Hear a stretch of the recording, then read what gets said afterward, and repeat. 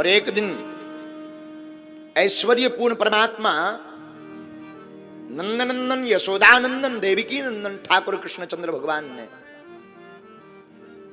वृंदावन की मनोहर दिव्यतम लताओं के मध्य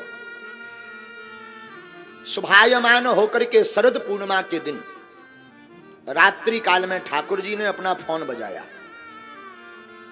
और हमारे गोविंद का टेलीफोन क्या है? बांसुरी।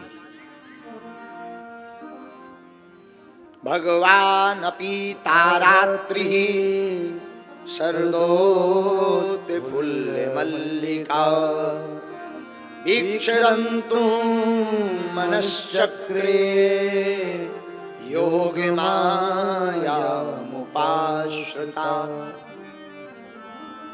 हमारे गोविंद की बैडू का नाद कितना मधुर है, इतना लावण्यमय है, इतना आनंददायी है कि जब ठाकुर जी ब्रजधाम वृंदावन में यमुना के किनारे कदम्ब के वृक्ष के नीचे खड़े होकर के तीन जगह से टेढ़े पैर के ऊपर पैर रखते, कमर को जरा लचका लेते, सिर को जरा तिरछा करते और अपने लाल लाल होंठों पर बांसुरी को रख करके जब तान छेड़ते तो ठाकुर जी की बांसुरी की मधुर तान के करुण क्रंदन लावण्यमय गदगदता के सुर को सुनकर के अमलादिक देवता, बड़े बड़े देवता, अमलात्मा विमलात्मा महात्मा और वहां तक की बहने वाली कलकल किन्नौद करने वाली कालिंदी मां जमुना जी बैरू के नाद को सुनकर के ठहर करके पत्थर बन जाती है। हमारे गोविंद इतनी सुंदर बांसुरी बजाते।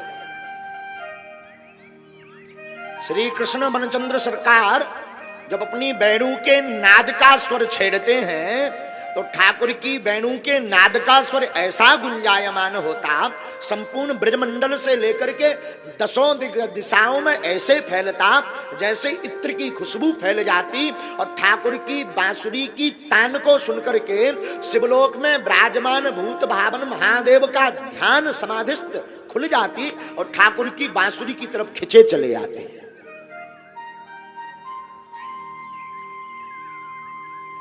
हमारे ठाकुर जी जब बांसुरी बजाते तो हमारे गोविंद की बांसुरी के ऐसे स्वर निकलते कि गोवर्धन पत्थर से टकराने वाला स्वर गोविंद की बांसुरी के स्वर को सुनकर के वो सभी पिघलने लगते और जमुना की भांति बहने लगते।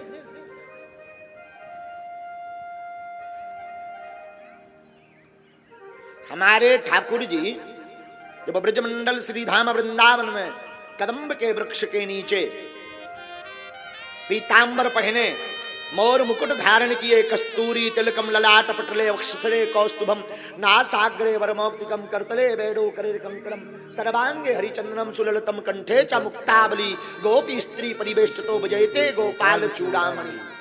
ठाकुर जी जब ब्रजधाम वृंदावन में कदम्ब के वृक्ष के नीचे पीतांबर पहने हैं, मोर मुकुट धारण किए, काला काला काजल गोविंद की आंखों में लगा और घुंघलाली लटें लटक रही हैं।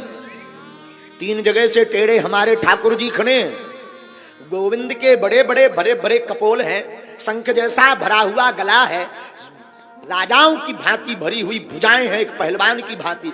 ठाकुर जी का शरीर एकदम चमकदार और गले में कौस्तुभ मणि पहने हुए, लाल लाल होंठ हैं, सफेद दंतावली है, नीलांबर जैसा स्वरूप है और ऊपर से लाल लाल होंठों पर जब अपनी बांसुरी रखते हैं तो मयूर पक्षी वृक्ष आकर के गोविंद की इस बांसुरी की तान को सुनकर के द्रवीभूत होकर के ठहर जाते, श्वास लेना बंद कर देते, पर गोविंद की बांसुरी की तान को सुनते हैं।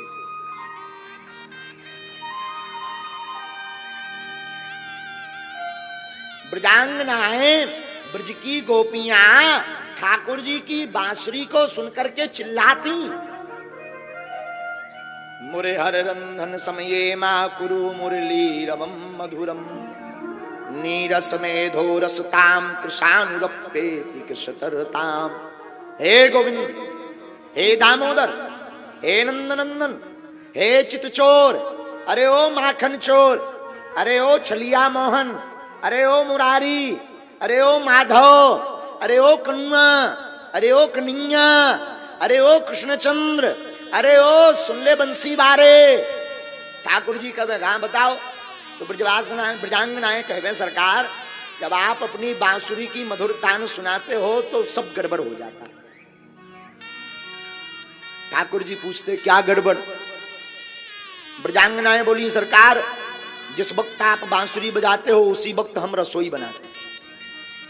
ना जाने ऐसा कौन सा जादू है आपकी बांसुरी की तान में कि जैसे ही आप बांसुरी पर राग छेड़ते हमारी चूल्हे में लगी हुई लकड़ियां सूखी हरी हो जाती और हरी होकर के रस टपकाने लगती, आग बुझ जाती, रसोई धरी रह जाती। तो आप कृपा कर बांसुरी बजाया करो तो देर रात बजाया करो। सास बड़ी गाली बकती, कलमुही कहती, काम चोरनी कहती सास, बड़ी काम चोरनी है ठाकुर। इसलिए आप हमारे रसोई बनाते समय बांसुरी की धुन को मत छेड़ा करो। तेरी बंसी पे जाऊं बलिहार सिया।